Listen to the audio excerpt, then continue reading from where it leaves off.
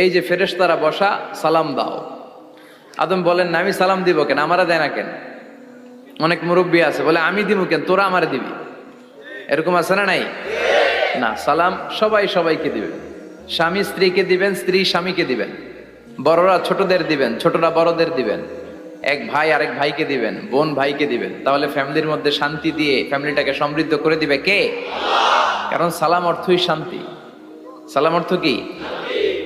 ফ্যামিলির মধ্যে আমাদের এই সালামের প্রচলন নাই।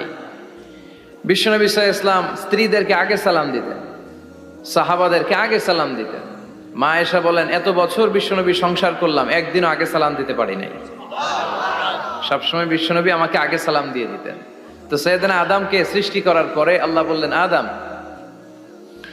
সাল্লিম আলা উলাইকা নাফর, বুখারীর বর্ণনা, ফেরেশতাদের এই দলটাকে তুমি সালাম দাও। সাইয়েদনা আদম আলাইহিস সালাম অহংকার করেন নাই।